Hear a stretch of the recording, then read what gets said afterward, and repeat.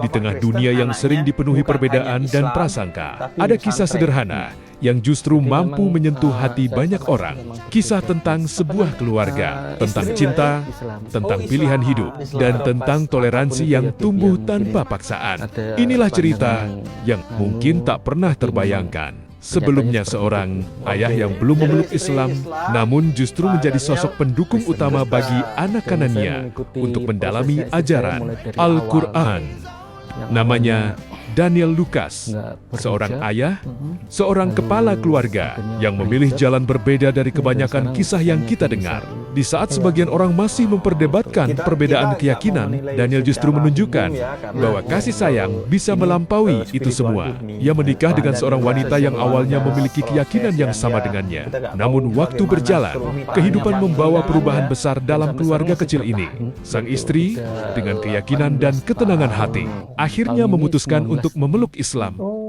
Sebuah keputusan yang tidak mudah, penuh pertimbangan, dan tentu saja membutuhkan keberanian. Tidak hanya itu, perubahan itu juga diikuti dengan penampilan yang semakin mencerminkan nilai-nilai syar'i dan yang lebih mengharukan. Kedua anak mereka pun ikut menapaki jalan yang sama, belajar, menghafal Al-Quran, bahkan bersita-cita menjadi sosok yang bermanfaat bagi umat. Namun di balik semua itu, ada satu hal yang membuat kisah ini begitu istimewa. Daniel, sang ayah, tetap berada pada keyakinannya. Dia belum mengikuti langkah istri dan anak-anaknya, tapi alih-alih menjadi penghalang, ia justru menjadi pendukung paling setia. Ia mengizinkan, ia merestui. Bahkan ia mendorong anak kinannya untuk masuk ke pondok pesantren untuk menjadi penghafal Al-Quran, untuk tumbuh menjadi pribadi yang lebih baik. Disinilah mana toleransi yang sesungguhnya terlihat. Bukan sekadar kata-kata, tapi nyata dalam tindakan.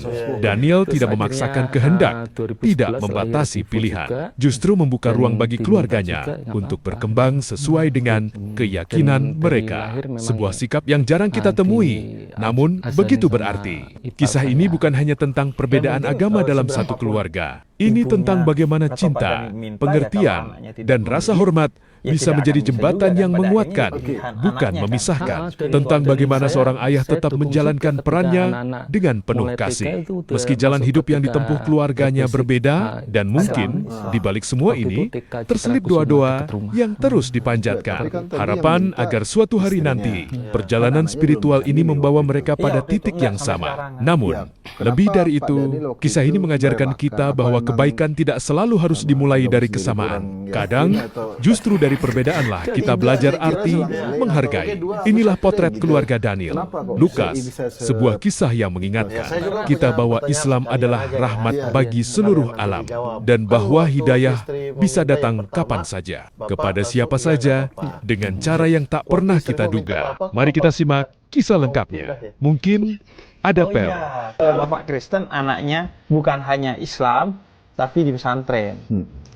Jadi memang saya sama istri memang berbeda gitu. Apa Istri berarti Islam. Oh, Islam. Ya, terlepas apapun itu ya, Bib, ya mungkin ada pandangan yang nganu, tapi memang kenyataannya seperti itu.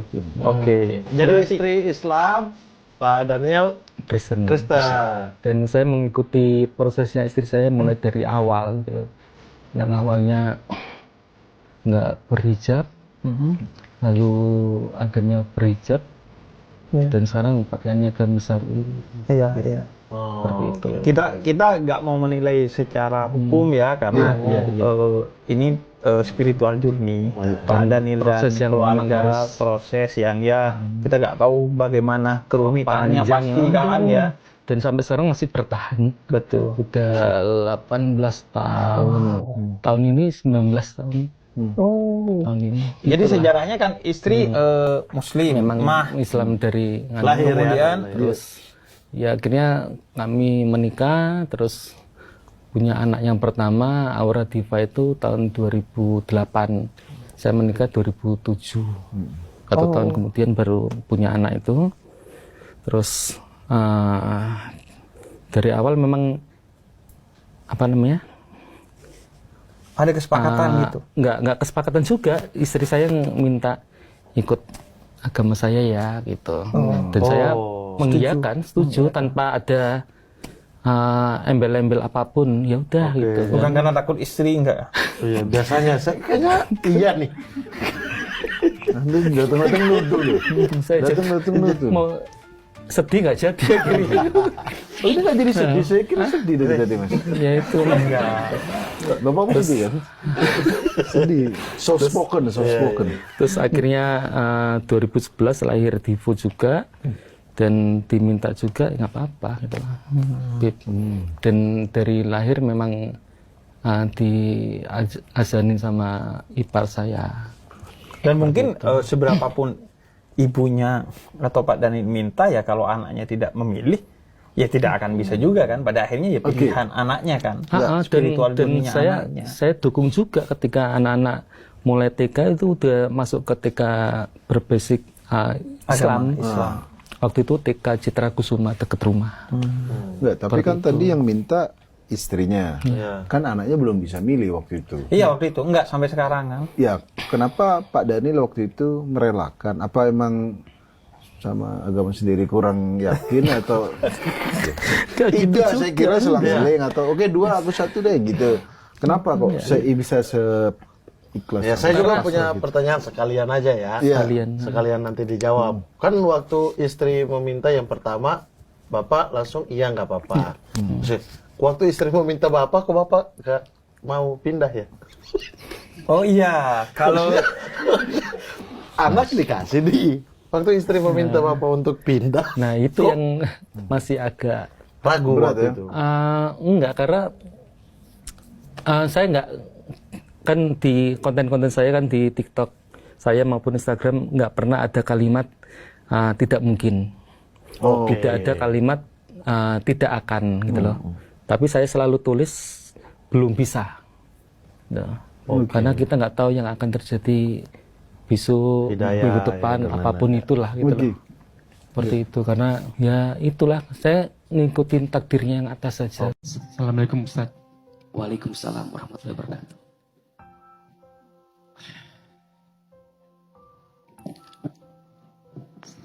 Saya nggak tahu harus memulai dari mana Ustaz. Baik. Waktu ada acara menata hati di Surabaya, saya ikut Ustaz sampai 2 sesi waktu itu.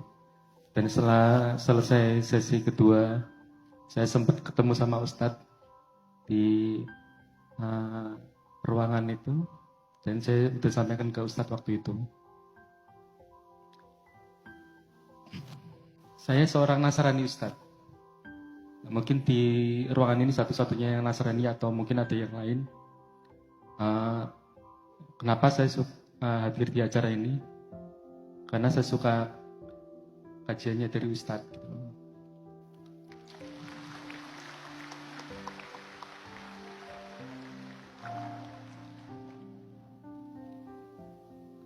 Menyejukkan buat saya kalau Ustadz. Dan waktu di Surabaya saya mau tanya ke Ustadz waktu itu karena memang temanya waktu itu bagus dan tepat dan relate dengan kehidupan saya Ustadz, yaitu belajar menerima takdir gitu. Saya seorang Nasrani tapi saat ini anak saya yang pertama sama kedua sedang mondok di Malang Ustadz. Dan kemarin saya baru mengantarkan anak saya kembali ke pondok karena sudah 5 tahun ini dia mondok di Aroma Malang Ustadz. Dan saat ini sudah SMA kelas 12 berarti. Dan hari ini nanti sebelum pukul 3 sore saya akan mengantarkan anak saya yang kedua cowok untuk kembali ke pondok untuk menempuh pendidikan di kelas 9 Ustadz.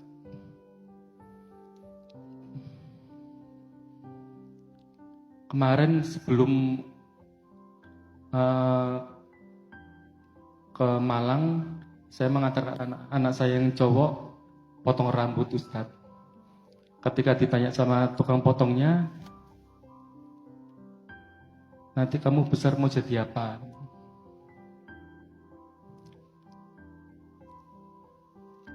jawabnya mau jadi ustadz gitu.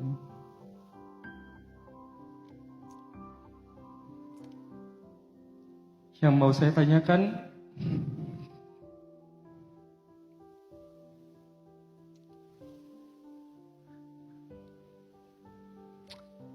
bagaimana saya yang seorang Nasrani ini bisa mengantarkan anak saya untuk jadi ustadz seperti Ustadz Hilman gitu kan.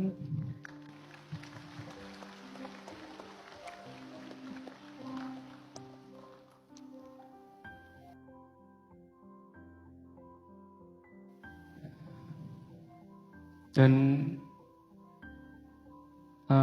mohon doanya Ustadz, karena September besok saya 18 tahun menikah dengan istri saya, yang alhamdulillah istri saya mengikuti prosesnya dari awal.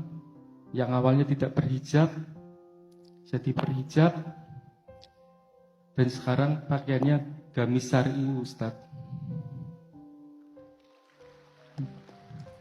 Ya, terlepas apapun itu, saya mohon doanya untuk saya, untuk keluarga saya, karena jujur saya tidak mau adanya perpisahan atau apapun itu. Jadi saya belajar menerima takdir saya seperti ini, Ustadz. Saya mau bertanya boleh ya? Sedikit aja. Ya, Ustadz. Anak-anak Bab tahu kalau ayahnya beragama Nasrani. Tahu, Ustadz. Bagaimana sikap mereka terhadap ayahnya? Yang paling kecil khususnya Ustadz, saat ini naik ke kelas 4 SD, yang paling kecil, yang paling getol, ingin saya ikut masuk ke Muslim. Dan yang nomor 2 juga yang cowok, udah seringkali mengajak saya untuk kalimat syahadat, Ustaz. Cuman ini kan masalah hati, masalah iman, masalah kepercayaannya nggak bisa itu hak otoritasnya yang atas gitu kan, Ustaz. Mungkin saya belum menerima hidayah atau apapun itu, cuman ya itu tadi, Ustaz, seperti waktu acara yang di Surabaya itu, saya saat ini belajar menerima takdir saya, Ustaz. Seperti itu.